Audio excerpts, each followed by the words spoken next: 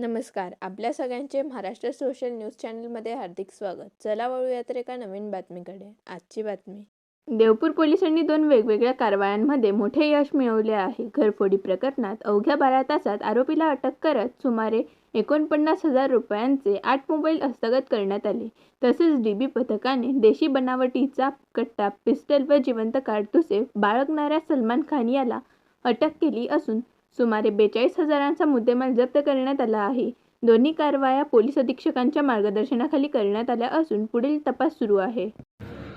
दिनांक 30 मार्च 2026 रोजी देवपूर पोलीस ठाण्याचे फिर्यादी योगेश मधुकर करंडकर राहणार भाई मदानी नगर देवपूर धुळे यांनी फिर्याद दिली होती की त्यांच्या घरात कोणीतरी अज्ञात इसमाने घुसून 4 मोबाईल व त्यांच्या शेजारी राहणाऱ्या श्रीमती वाघ यांच्या घरातून 4 मोबाईल असे एकूण 8 मोबाईल कोणीतरी चोरून घेऊन गेलेले, तसेच 8,700 रुपये चोरून घेऊन गेलेले.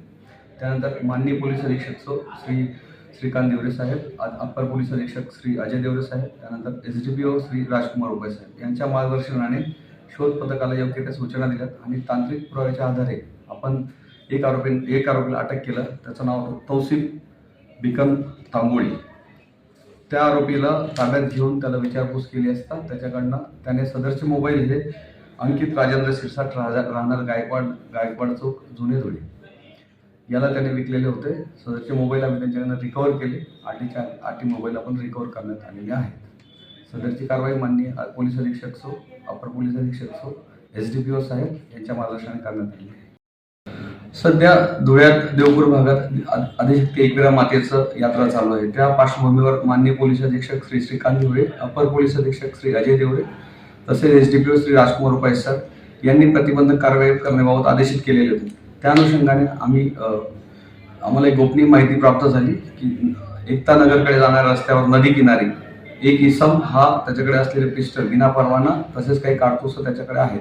त्यानंतर आम्ही सदर बाबतीत ट्रॅप रचून सदर इसमाला पकडलं. त्याच्या अंगझडती घेतली असता त्याच्याकडे एक पिस्टल, गावठी कट्टा प्लस 2 जिवंत काडतुसं मिळून सदर इसमावर भारतीय हत्यार कायदा कलम 325 तसेच मुंबई पोलीस अधिनियम 135 अन्वये कारवाई करण्यात आलेली आहे. बातमी आवडल्यास चॅनलला लाईक व सबस्क्राईब करा व दररोज अशा नवनवीन बातम्या पाहण्यासाठी चॅनलला फॉलो करा. धन्यवाद.